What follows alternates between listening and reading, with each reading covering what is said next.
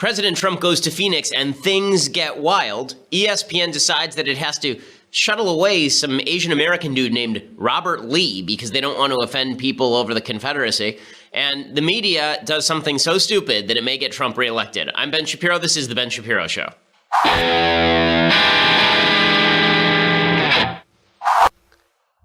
Okay, so I can't wait to discuss this ESPN story because it just demonstrates why no one is watching MSNBC with footballs ever again, why they are dying, why they deserve to go. It's really horrifying. Plus, we'll go through in detail President Trump's barn burner of a speech in Phoenix, Arizona last night. It was chock full of insanity and fun and joy and weirdness. It was all the things that make those who love Trump, and all those who hate Trump, hate Trump. It was all of those things and more. And the media falls right into his trap every single time. We'll talk about all of those things, plus my favorite video ever of a protester at any rally. We'll play that. I may have to start off with that one. But before we even get to that, I first want to say thank you to our sponsors over at Helix Sleep. So, as I've told you 1,000 times on this program, I am bad at sleep. It is one of the few things in life I'm bad at. I'm amazing at everything, but I suck at sleep. Sleep is just not my thing until I got this Helix Sleep mattress. So Helix Sleep allows you to go on their website, helixsleep.com. And you fill out their survey, which is basically, which side do you like to sleep on? Do you sleep on your stomach or your back? Do you like the mattress to be breathable? Do you like to be hard or soft? And then they run it through their proprietary algorithm, and they send you directly to your house their mattress. You take it out of the box, you take it out of the plastic, and it inflates right in front of you because it's foam, and you pop it on the bed, and you're good to go. It is supremely comfortable. So comfortable, in fact, that we took what is a more expensive mattress and moved it out of our room and moved it into the other room. You can even get mattresses that have different settings for two sides of the bed. So for you and your spouse, if you have different levels of firmness or softness on the mattress that you enjoy, Helix Sleep will allow you to do that as well. Also, you have 100 nights to try it out. If you don't like it, they'll pick it up for free and give you a 100% refund, so you have nothing to lose. Plus, the mattresses are less expensive than you would have to get if you went to some sort of retail place because they're cutting out the middleman. HelixSleep.com/Ben gets you $50 off your first order. That's HelixSleep.com/Ben. You spend at least a third of your life on that mattress. If you're lucky, more. So HelixSleep.com/Ben makes sure that you get that 50% discount off your order. Again, HelixSleep.com/Ben. Use that /Ben so that they know that we sent you and they continue to advertise with us. Okay, so there's so many great stories today to get to. I think I'm going to have to start with this story from ESPN because it's so insane. So ESPN yesterday announced that they're broadcasting some college football game from the University of Virginia. Now, as you recall, the situation in Charlottesville happened at the University of Virginia campus in Charlottesville. And so they were going to broadcast this football game, University of Virginia, and one of the announcers' names is an Asian guy named Robert Lee. Okay, that's the name of one of the announcers. ESPN announced that they would not allow Robert Lee to announce the game because his name is like Robert E. Lee, and they were afraid people might be offended by his name. No, I am not joking. He's an Asian guy named Robert Lee. Okay, you might be able to tell these two people apart. This is 15. Okay, you might be able to tell these two people apart. Robert E. Lee and Robert Lee. Okay, you might actually be able to see the difference between them. It's rather striking. They do not look the same in any way because, yeah. If you get these two mixed up, it's because you're stupid. First of all, I think the great mistake here by ESPN is assuming the college students know who Robert E. Lee is. They have no clue who Robert E. Lee is. But in any case, the idea that we can't have a guy named Robert Lee, an Asian guy, announce a football game because he has the same name as Robert E. Lee is totally insane. It's totally insane. But demonstrative of why people have stopped watching ESPN, because ESPN, this is not all people, ESPN has a lot of challenges from online, from the fact that you can see clips of your favorite games without having to watch through an hour of SportsCenter like you did when I was a kid. But one of the reasons that ESPN is losing viewers is because they are so damn politically correct. And this is just another piece of that puzzle. ESPN released a statement from Appomattox Courthouse, apparently. They said, "We collectively made the decision with Robert to switch games as the tragic events in Charlottesville were unfolding simply because of the coincidence of his name. In that moment, it felt right to all parties. It's a shame that this is even a topic of conversation. We regret that who calls play-by-play for a football game has become an issue." And then an ESPN executive sent a piece of mail to Yashar Ali of New York Magazine and said this wasn't about offending anyone. It was about the reasonable possibility that because of his name, he would be subjected to memes and jokes and who knows what else. Think about it. Robert Lee comes to town to do a game in Charlottesville. The reaction to our switching a young anonymous play-by-play guy for a streamed ACC game is off the charts. Reasonable proof that the meme joke possibility was real. Okay, fine. So there were going to be some memes and jokes.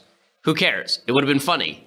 Like, calm down, everyone. It wasn't like Asian announcer of college football, Robert Lee, was coming to town because he wanted to re-enslave all the black people. Like, that wasn't a thing. And they say, when the protests in Charlottesville were happening, we raised with him the notion of switching games, something we do all the time. We didn't make him, we asked him. Eventually, we mutually agreed to the switch. No biggie until someone leaked it to embarrass us and him. They got their way. That's what happened. No politically correct efforts, no race issues, just trying to be supportive of a young guy who felt it best to avoid the potential zoo. Or, alternatively, ESPN went to him. They say that they initiated. They said, we raised the possibility with him. So they're trying to blame it on Robert Lee. But Robert Lee would have none of it. He deployed Stonewall Jackson, his agent, to argue with them. And when that failed, he tried Pickett's charge. That didn't work either, and eventually he was moved off the Charlottesville, Virginia game. It's just insane. Just insane. I love that the left has been saying President Trump is totally crazy when he says that we would want to remove things like George Washington statues or Thomas Jefferson statues. How dare Donald Trump suggest that we would go overboard with this stuff? You just banned an Asian guy named Robert Lee from announcing a game in Charlottesville because he has the same name as Robert E. Lee. It was almost as stupid. In fact, I think it's even dumber than the Oregon School Board wants to remove the name Lynch from various buildings because they're named after people whose last name is Lynch, not after lynching, but they think it might be offensive. You know who else would be offended by this? Maybe like Loretta Lynch, the black former attorney general under Barack Obama, or Marshawn Lynch, the black running back for the Seattle Seahawks. But apparently, we're now so stupid that we can't tell the difference between this dude and this dude. We can't tell the difference between Robert Lee and Robert E. Lee, even though they live 2 centuries apart and look nothing like one another and do not share an ethnicity or apparently a middle initial. So pretty amazing work, ESPN. The same network that tells you that Caitlyn Jenner is the apotheosis of heroism. Caitlyn Jenner, who has not been athletically relevant since before I was born, and gushed over Colin Kaepernick and spent time saying how Colin Kaepernick must be put on the playing field. And they had several announcers this week suggest the national anthem just shouldn't be played at games so that black people in the NFL wouldn't have the burden of trying to kneel during the anthem. You wonder why people are tuning out your network. It's because you're all morons. That's why they're tuning out your network. Okay, so with that as backdrop, we can now discuss President Trump's speech in Phoenix. You wonder why things are so politicized? It's because the nitpicking, the stupidity, the minor point making on both sides has just reached epic fever pitch. And it really is amazing and horrifying. So Trump goes to Phoenix to speak. And there's a lot of hubbub in the streets about Trump speaking. Some protesters show up to yell at the people who are coming in, and they get violent and they get terrible. I do want to show you one clip of this is the greatest clip of a protester I've ever seen. This is one protester who decides to kick a gas canister back at the police officers, and things go wildly wrong from this clip 9. This is pretty amazing stuff. I will never get over loving this. Backing up, but still facing that line of officers in defiance. Antifa guy wearing a gas mask one of the protesters go up there and he's walking backwards. They're kicking and boom, spray back. And a guy just got shot with a rubber bullet. That guy that you're looking at right now just got hit with a... And down he goes. And there goes the dude with the Kaepernick jersey, doing better blocking work than Colin Kaepernick has done in years, pulling the guy off the street. I'm sorry, we're going to need to see that again because it was just too wonderful. I'm sorry, that's spectacular. I love that. Okay. You just saw one of the protesters go up there and actually kick a can of that. Someone needs to cut a Titanic music over this. Boom, just takes it right in the crotch. And then here comes Colin Kaepernick to save him. Nope, for the national anthem, and now he's going to drag him up off the street. What I think is with a rubber bullet. He looks hurt. Okay, I have an army full of loyal listeners who like making videos like this. Okay, I need someone to cut a video of this with the music, with the I can't remember the name of the song is I Will Always Love You. I need dun dun dun dun dun dun, and then right as it hits him in the crotch, I need and I will always love you. That's what I need. I need that. So if you do that, I will tweet it out because that will be amazing. Thanks, guys. Okay, so I just had to show that because a little lighthearted revelry never hurt anyone except right in the balls. So that pretty spectacular. So Trump is speaking inside the arena, and his speech is wow. General John Kelly. I'm sorry, this is all amazing. General John Kelly was the guy who's Trump's new chief of staff, and he's got to be like Tommen from Game of Thrones at this point, just like walking over to that window and taking a header because my goodness. He was supposed to have Trump under control. Trump gives what I thought was quite a good speech on Afghanistan. I critiqued it yesterday on the program. I talked at length about why I thought that Trump was doing a lot of the right things in Afghanistan. And then Trump was like, you know what? I can't look like I know what I'm doing. Boom. And then he goes to Phoenix and he just starts ranting. Now, what's amazing is that the media will always pull Trump's chestnuts out of the fire.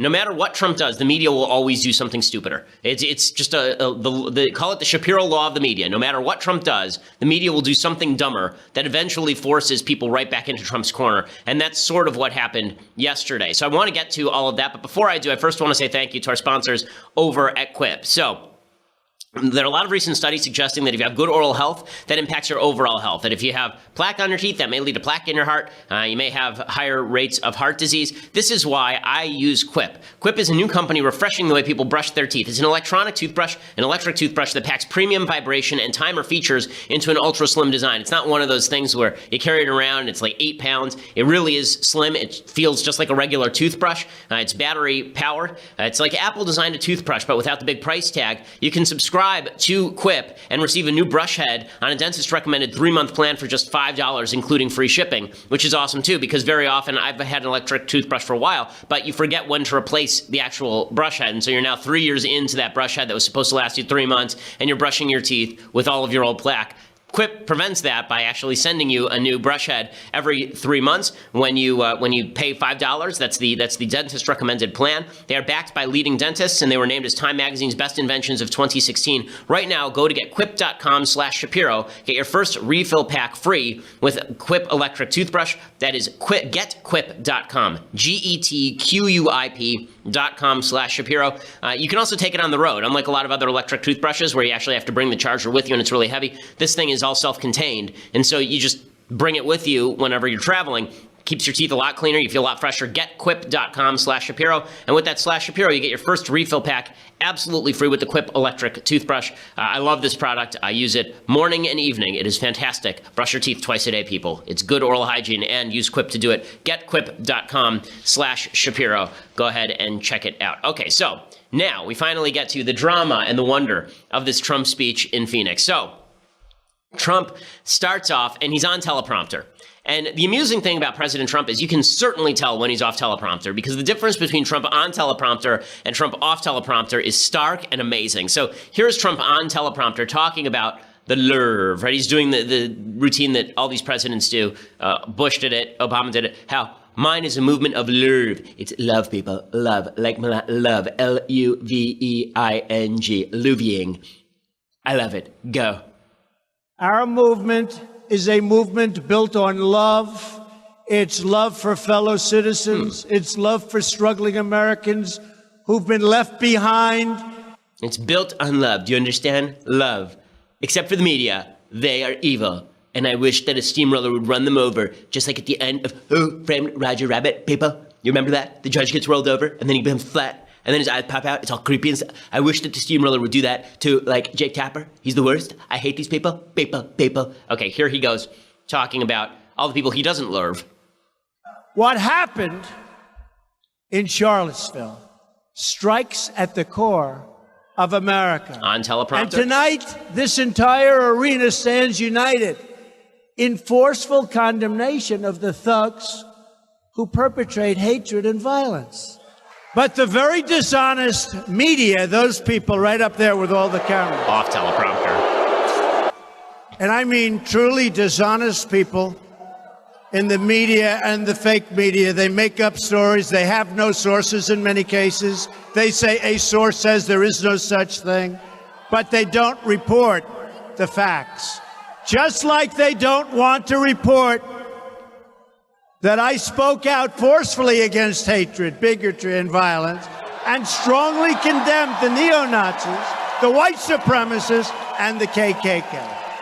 Okay, so Trump now feels the need to relitigate his entire Charlottesville response, which, again, is really stupid politics. He just did this is now the second time. This is the second time he has now swiveled back on the Charlottesville response. So he gave the proper Charlottesville response a week ago yesterday, right? He gave it on the Monday before last Monday. He gave the proper Charlottesville response, which was the statement about white supremacists and the KKK and neo-Nazis. And the next day he did his crazy press conference where he talked about, what is the alt-right? I don't know. Does anyone know? Who knows? How to spell it? And then he did the routine about very fine people, right? You remember he did all of this. And then on Monday, he did his speech about Afghanistan. We're like, okay, we're done with this. Okay, we can move on with the news cycle. But no. Now in Phoenix, he feels the need to relitigate this, and he relitigated it dishonestly. Okay, I'm just going to be honest about this. The way that Trump relitigated this thing is he read his original statement, but he left off the key word. So he said that he had condemned the egregious display of hatred, bigotry, and violence. Here is Trump trying to rehash this case, but he leaves off a few key words. It's because you know where my heart is. Okay. I'm really doing this to show you how damn dishonest these people are. So here is my first statement when I heard about Charlottesville. And I have a home in Charlottesville. A lot of people don't know. Here's the first. Can't believe they haven't figured that one out yet. Now they know. Now they finally know. But I don't want to bore you with this, but it shows you how dishonest they are. And most of you know this anyway. So here's what I said, really fast. Here's what I said on Saturday. We're closely following the terrible events unfolding in Charlottesville, Virginia. This is me speaking. We condemn in the strongest possible terms this egregious display of hatred, bigotry, and violence. Okay, and then he stopped there. Do you remember what he said next in his original press conference? He said, on many sides, on many sides. That was the entire controversy. Legitimately, the entire controversy were the words that he just failed to read from the piece of paper. Okay, so he's relitigating this, and the purpose of him relitigating this is because not a lot really unifies the Republican Party at this point. There are disagreements over foreign policy on Afghanistan. There are disagreements on immigration. There are disagreements on taxes. There are disagreements on infrastructure. There are disagreements on reconciliation versus attempting to ram through bills without reconciliation. There are disagreements on virtually every issue under the sun, but there is not a lot of disagreement on the right side of the aisle that the media suck. And the reason that people think the media suck is because they respond emotionally to everything. They respond emotionally. So this is where Trump is really going. He decided to make the focus of this speech attacks on the media and attacks on Antifa, two things that the Republicans and conservatives rightly dislike. Okay, here is Trump going after Antifa. It is pretty spectacular, actually. You know, they show up in the helmets and the black masks, and they've got clubs and they've got everything. Antifa! Antifa! Okay, I was going to do it in things I like, but now I'm just going to have to take a swift break here and do it now. This cannot be beat. This is President Trump's Antifa song. How did he get in here? He's supposed to be with a few people outside. How about all week they're talking about the massive crowds that are going to be outside? Where about? Well, it's hot out. It is hot. I think it's all warm. You know, they show up in the helmets and the black masks, and they've got clubs and they've got everything. Antifa!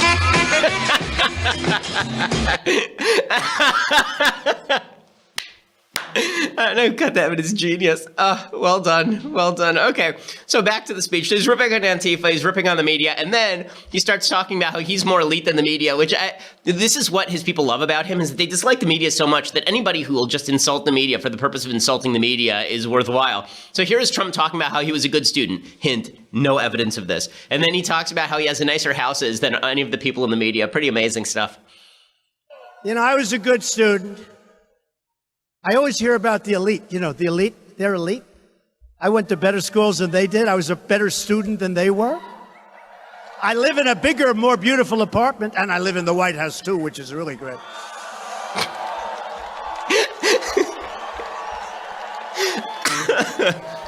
I think, you know what? I think we're the elites. They're not the elites. That's what I think. What do you think, guys? Are they the elites? And everybody's like, wait a second, you've been ripping on the elites for like years. Well, what now? And it's like, but I don't care, because poop on them. You see, poop. It comes out of your butt right on them.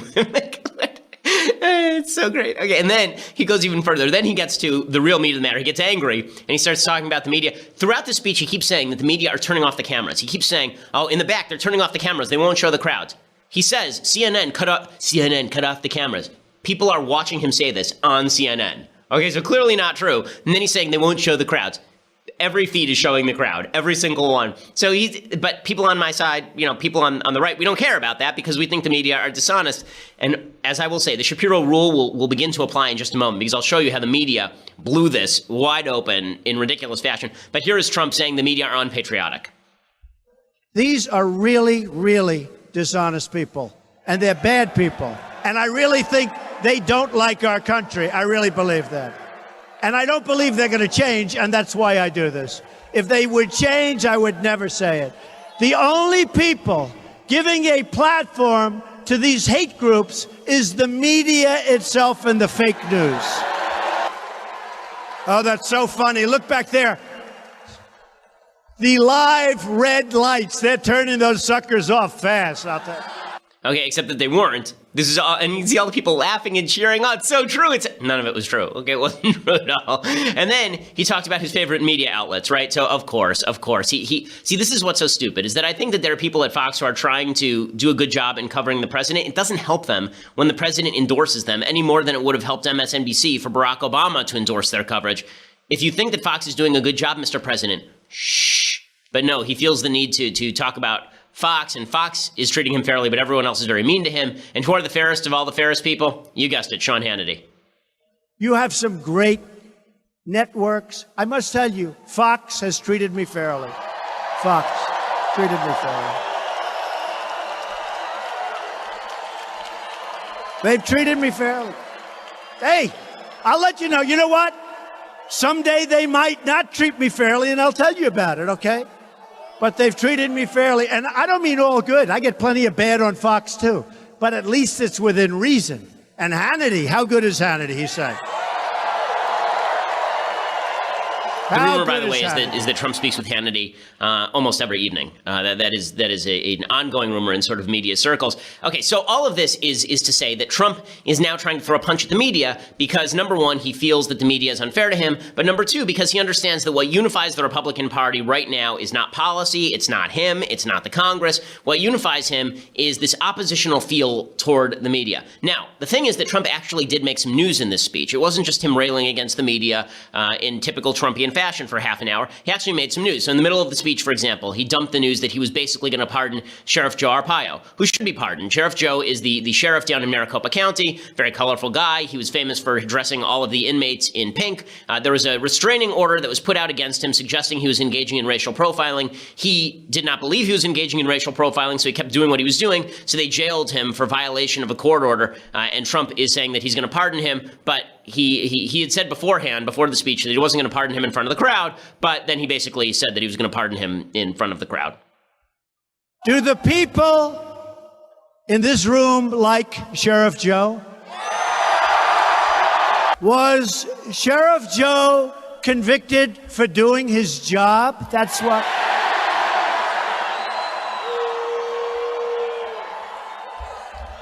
He should have had a jury, but you know what?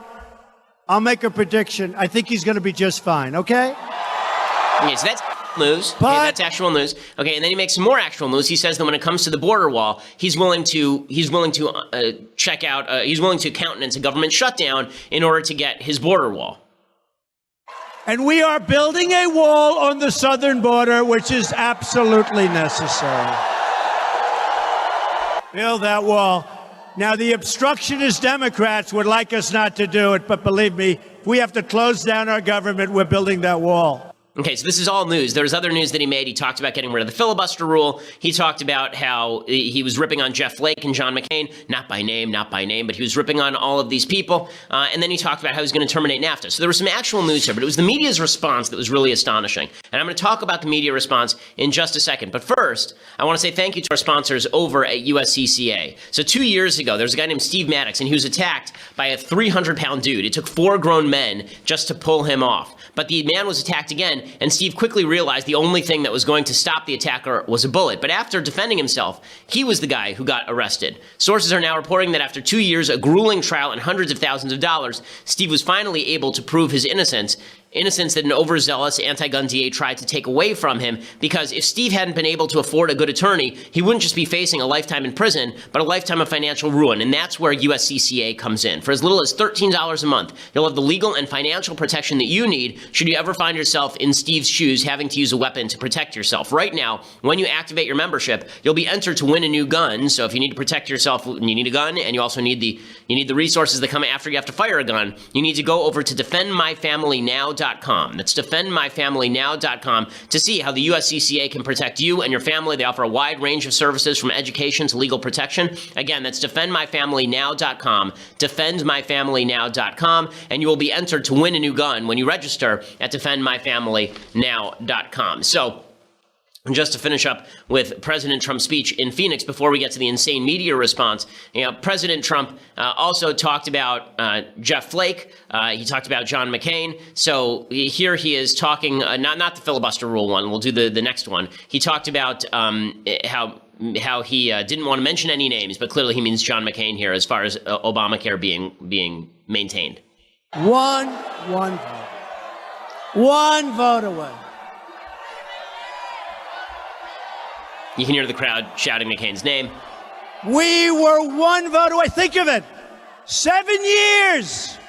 The Republicans, and again, you have some great senators, but we are one vote away from repeal. But they all said, Mr. President, your speech was so good last night. Please, Mr. President, don't mention any names. So I won't. Okay, see, this is hilarious. All of his advisors, like John Kelly right now, is going, oh my God, I told him not to do this. And here he is attacking senators in his own party. Arizona is a purple state now, okay? There are Democrats who get elected in Arizona. If Jeff Flake or John McCain were to go down, if they were to go down to some sort of primary challenge, and then they were to lose the seat, that would be on Trump. Okay, that's not to say there aren't decent candidates in Arizona. There may very well be. But this attack on his own party is pretty astonishing, actually. So all of this is news.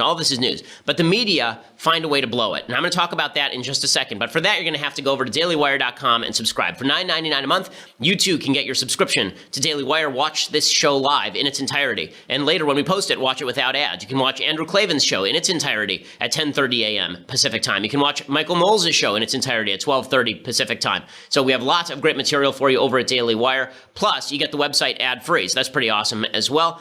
Also, if you get the annual subscription, then you get this, the very finest in all of drinkware. It's a leftist tears hot or cold tumbler. You will enjoy it. I promise. I don't want to just, gush on and on about this thing as I have every day for a month. But let's just say that it will change your life in a variety of amazing ways. The leftist tears hot or cold tumbler, you get that with your $99 annual subscription, so you save off the monthly subscription as well. Or if you just want to listen later, go over to iTunes or SoundCloud, subscribe, leave a review. We always do appreciate it. It helps us with the iTunes ranking when you leave a review as well. So please make sure to do that. We are the largest and fastest growing conservative podcast in the nation.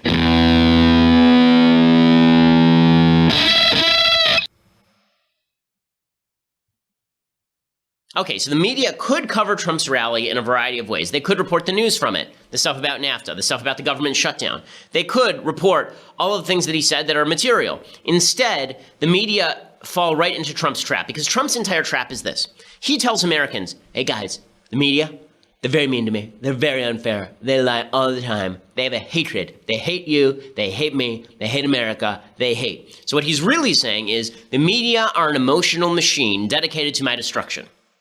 What would the media need to do to counter that? Well, they would need to act in dispassionate fashion. They would need to go on TV and say, President Trump gave a speech tonight, very well received by his crowd. Here are the things he said that are factually untrue. And then just tick them off. Okay, there are a bunch of them. Like in the middle of the speech, Trump said something about how clean coal is about taking coal and cleaning it, which doesn't even make any sense. How do you clean coal? Okay, clean coal is about finding new methods of mining that are actually, that are cleaner for the environment. But the media, instead of critiquing the factual points in Trump's speech or saying, President Trump is attacking the media because he's attempting to distract, but here is what the real agenda was in this particular speech. Instead of doing that, the media just decide to go absolutely nuts. So Don Lemon on CNN, he had a segment last night with Ana Navarro in which they basically sat around talking about how Trump was crazy, how Trump was a nut. And Don Lemon did a monologue last night immediately following the speech in which he ripped President Trump up and down, talked about how President Trump was obviously unqualified, how he was trying to start a civil war. This, of course, plays right into Trump's hands because his entire base believes that the media are out to get Trump. And so the more you act like this, the more you tell his base that they're right. And how about the people who are in the middle? The people who are in the middle just see a slap fight. They don't necessarily side with Don Lemon over Trump, and they don't necessarily side with Trump over Don Lemon. But they look at this and they go, Trump's slapping the media. The media look like they're slapping him back. It looks like a clown fight. It looks like an old boxing match between a couple of 300-pound ladies. I mean, that's what this looks like. So here's Don Lemon slapping at Trump in a way that actually helps Trump. He's unhinged. It's embarrassing, and I don't mean for us, the media, because he went after us, but for the country. This is who we elected president of the United States, a man who is so petty that he has to go after people who he deems to be his enemy, like an imaginary friend of a 6-year-old. His speech was without thought. It was without reason. It was devoid of facts. It was devoid of wisdom. There was no gravitas. There was no sanity there. He was like a child blaming a sibling on something else. He did it. I didn't do it. He certainly opened up the race wound from Charlottesville, a man clearly wounded by the rational people who are abandoning him in droves, meaning those business people and the people in Washington now who are questioning his fitness for office and whether he is stable. Okay, does that sound like journalism or advocacy? Does that help Trump or does it hurt him? It's my view that this helps Trump, that Trump's entire narrative is that the media are out to get him. And when Don Lemon says all this stuff, and I'm sure Don Lemon feels all this stuff, when he says all this stuff, all it does is it grants credence to Trump's argument that this is an emotional response. Because again, dispassionate analysis would be one thing, but that's not what you got from the media last night. Lawrence O'Donnell on MSNBC actually cut into the speech in order to say that Trump is lying about the media. If they're doing a story about me, I know if it's honest or false. This is the president lying about the media. He is telling his audience that the media lies about him. The president just quoted his remarks on Saturday after Charlottesville, and he falsely quoted his remarks. He said on that Saturday, we condemn in the strongest, most possible terms this egregious display of hatred, bigotry, and violence on many sides, on many sides. He repeated that twice. He did not include that just now in his quoting of himself to this audience. He is lying to this audience about what he said, and he is lying to this audience about what the media said about what he said. Okay, the nature of media, the nature of TV is that your emotions come across even more than your words. And it's obvious that Lawrence O'Donnell is very pissed, but is he pissed because Trump is lying, or is he pissed because Trump is lying about the media? Okay, because the lie that he just said that Trump told was not a lie necessarily about the media. It was about what Trump himself said. What it feels like, and this is where the media go wrong. The media's their entire reason for being is to defend the interests of the American people. It's to defend the transparency of an administration. It's to bring truth to the people. If the media feel that they themselves are insulted, that's irrelevant to the question. Okay, the media are supposed to be sort of like a pastor in a church. They're supposed to bring you truth. That's supposedly the goal of the media. That's their self-stated goal. What would happen if you insulted the pastor in your church? Well, it would be one thing if you insulted the pastor and he said, listen, an insult on me is an attack on this particular institution. And, if you're attacking me personally, I can take it. But obviously, I feel like I need to speak the truth anyway. But if the pastor gets angry because you're attacking him personally, you might think that he's an egotist. Well, when you look at the media, it seems as though they are full of people who are just focused on Trump's dislike for them personally. Trump wants to make this personal. That's his entire goal, is to make this personal. And when the media allow this to become a personal slap fight between them and Trump, Trump wins. Trump wins because he's the one with the base. The media don't have a base. Like, Trump's base is bigger than Lawrence O'Donnell's or Don Lemon's. The idea that them going out there and ripping Trump up and down on character grounds for attacking the media, it's just bad strategy. Put aside the truth or untruth. It's just bad strategy by the media, and they are falling right into Trump's trap. They're not the only ones, by the way. Former Obama officials, James Clapper, a guy who lied in front of Congress about the nature of the government's surveillance efforts, he goes on CNN and he says that Trump is a national security threat. You said you question his fitness. Is he a threat to national security, the president? Well, he certainly could be. Again, having some understanding of the levers that a president can exercise. I worry about, frankly, the access to nuclear codes. If he, in a fit of pique, he decides to do something about Kim Jong-un, there's actually very little to stop him. Yeah, there's no evidence that Trump has done anything like this on policy. There's the sense that he says crazy things all the time, which is true. But again, bringing on James Clapper, an Obama official, to call Trump unhinged is not smart politics. It's also unfair, and it's sort of derogatory toward people who have actual mental illness, like this idea that Trump is a deeply mentally ill human being who can't be trusted with the nuclear codes. Listen, I didn't vote for Trump, but this is over the top. It is over the top stuff, and it's not helpful to anyone. Cecilia Vega, who's a journalist, was on Good Morning America, and she said this was incitement, pure and simple. That's what she said. She said this was incitement to violence. Okay, this was not incitement to violence by President Trump. We all need to get over this. I didn't think it was incitement when Bernie Sanders suggested that Medicare was going to, that Trump's cuts to Medicaid were going to kill people. I don't think that's incitement. I think it's stupid. I don't think it's incitement when Trump says journalists aren't patriotic. I think it's dumb, but it's not incitement. The media and the Democrats' attempts to club Trump to death over these sorts of comments and to suggest that he is unfit for office based on comments like this, you know, all you're really doing is you're reinforcing his base of support who feel like he's under attack anyway. Okay, and then how much attention do the media actually pay to the riots that were happening outside? So right after this rally happens, Trump mentions Antifa, dun, dun, dun, dun, dun, and then there are actual riots outside from Antifa. So here's some of the footage. You can see there are Trump supporters in this truck.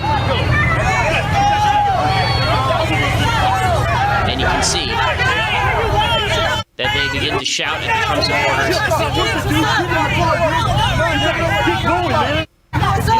He gets out of his truck. They're screaming at the Trump supporter in the truck. And now they're beating on his car. They're now beating on his truck and screaming at him. And some guy runs up and punches a black Trump supporter who's sitting in the back of the truck. Okay, so they're just delightful, folks. The police were firing gas canisters at Antifa last night.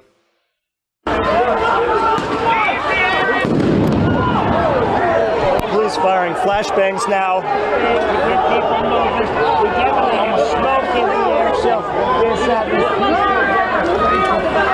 So this is Antifa that's provoking the violence outside. This again lends credence to what I've been saying, what Trump has been saying. This is the one thing I think Trump got right over the past week, is labeling Antifa a group that is ensconced and enmeshed in violence. Like, we're concerned that Antifa is going to show up at the speech that I'm going to give at Berkeley on September 14th. By the way, I'm encouraging all the people who are saying they're going to show up in self-defense to Antifa, please do not show up ready to do battle with Antifa. It is the police's job to take care of this. This is a good object lesson, okay?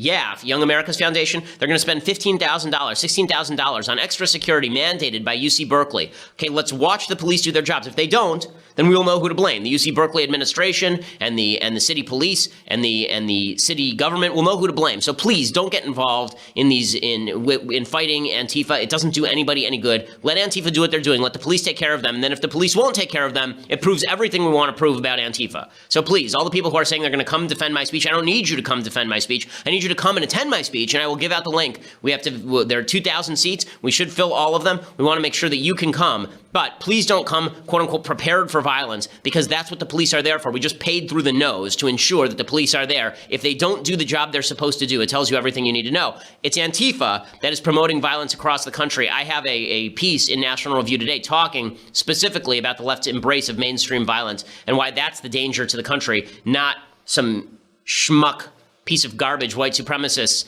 who march with torches. If they act violent, they're part of the problem too. But America can survive horrible views. America can't survive violence in the streets. Okay, so time for some things I like and then some things I hate and a quick Bible talk. So, things I like.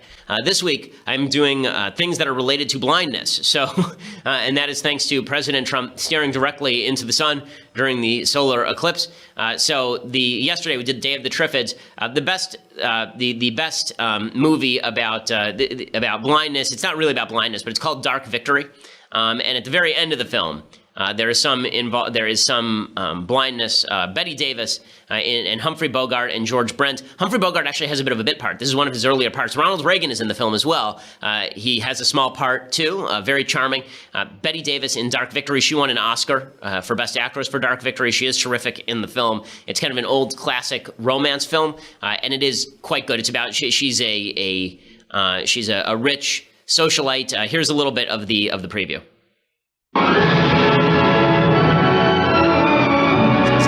Every great actress, one role lives forever as her finest creation. Warner brothers now proudly present the most exciting star on the screen in a story that lights the full fires of Virginia's. I love the old previews, they're so great. Look how young it is, he's pretty amazing. Portrait of a free soul. I've never taken orders from anyone. As long as I live, I'll never take orders from anyone. I'm young and strong and nothing can touch me. Darling, poor fool. Don't you know I'm in love with you? Are you afraid to burn, Michael? Are you afraid to die? What a relief to know that you're no better than I am. There's young Ronald Reagan. Look how young Ronnie is. Right next to her in this shot.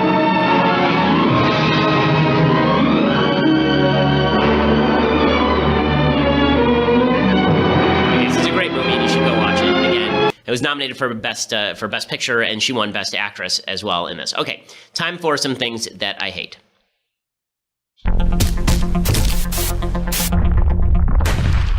So Trevor Noah, who, as I say, is in a running freeway street battle for least funny comedian in America with Amy Schumer. And the third person always tends to vary. Sometimes I've said that it is John Oliver, although I think John Oliver is better than that. Sometimes I've said W. Kamau Bell, who truly is an awful comedian. But Trevor Noah, he did a segment on his show last night about how he was back in South Africa, which is the country from which he hails, and he came back, and it turns out that America is the Third Reich. So now I was like, okay, this is not a vacation. This is chaos. But I still had a week of my break left. So I thought, you know what? I'm going to go back to America and just chill. Turns out I left the third world and landed in the Third Reich. Okay, no, you didn't, you stupid moron. You did not land in the Third Reich, okay? I promise you. See this on my head? You see how I'm sitting here doing a show? You see how my entire family is fine? This is not the Third Reich, my friend. This nonsense where you compare America to the Third Reich because President Trump says stupid crap all the time, that is just, it's insane. And again, you talk about the media driving people into the arms of Trump. When you label everyone a Nazi, it turns out people get mad. It turns out people get mad. It turns out that people have a right to be angry when you suggest that America is Nazi Germany in 2017. Hey, Trevor Noah is sitting there doing a nationally televised TV show talking about the Third Reich in America. Do you think that Hitler allowed people to do that? It's such stupid exaggeration, and it's not even funny. It's not even funny. It's just dumb. Okay, other things that I hate. So now the Cleveland Browns are kneeling during the national anthem. Like, enough is enough, guys. It's just, you're football players. It's ridiculous. The big story here is that apparently one of the guys who kneeled for the Cleveland Browns was a white guy. Ooh, well, now it's beginning to cross racial lines. Ooh, who cares? Who cares? You're a bunch of football players. Whatever. You have the right to do what you're doing. Do I think you're a moron? Yes. Do I think you're stupid? Yes. Do I think that you are disrespectful to the veterans who have fought and died for the flag, for the national anthem? Yes. There are unifying symbols in America that still mean something, and I think it's ridiculous that you are kneeling during the national anthem. Instead of trying to perfect the Union, you are seeking to tear it down. And people like Frederick Douglass would have agreed with me, but this is really foolishness. Here's some of the Cleveland Browns doing this routine. We wanted to draw attention to the fact that there's things in this country that still need to change. And I myself will be raising children that don't look like me. I want to do my part as well to do everything I can to raise them in a better environment than we have right now. So I wanted to take the opportunity with my teammates during the anthem to pray for our country. Okay, do you think that it really does the Union a favor, that it really doesn't exacerbate tensions when you kneel during the national anthem? If you want to pray, why don't you wait till after the national anthem and then do a team prayer and then get out to the media that what you're praying for is a better future for the country? Why do you have to use the national anthem as the wedge? Really foolish, again, counterproductive. When the left does this stuff, they're not achieving their goals. They're actually driving people into Trump's camp. The left keeps doing this, Trump will win re-election in a landslide. Okay, time for a brief Bible talk. So every week we go through a little portion of the Bible. The Jews go through a different portion of the Bible each week, but we went through the entire Bible last year. So this year we are going through the sections of the prophets and the writings that correspond to the portion of the Bible that we read every week. So this week we read from Isaiah 52. Now we have just entered the month of Elul. The month of Elul is considered, we're getting getting close to the days of awe, the lead up to Rosh Hashanah, the beginning of the Jewish New Year, and Yom Kippur, which is the holiest day on the Jewish calendar. This is the period of time where Jews do their repentance for all of the things that they've sinned for over the last year. And so we read a lot of literature that's sort of about us returning to God. This is from Isaiah 52, verses 8 through 10. The voice of your watchmen, they raised a voice, together they shall sing, for eye to eye they shall see when the Lord returns to Zion. Burst out in song, sing together, O ruins of Jerusalem, for the Lord has consoled his people, he has redeemed Jerusalem. The Lord has revealed his holy arm before the eyes of all the nations, and all the ends of the earth shall see the salvation of our God. So I want to focus in on that second verse for a second, parts where it says, burst out in song, sing together, O ruins of Jerusalem.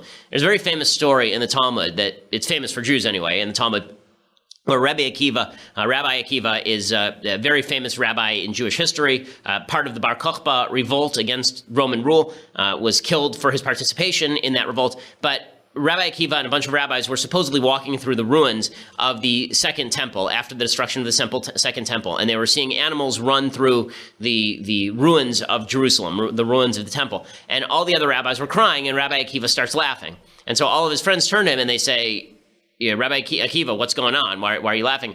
And he says, I'm laughing because the same prophecy that says that the temple will be destroyed also says that the temple will be rebuilt, and I have faith that it will be rebuilt.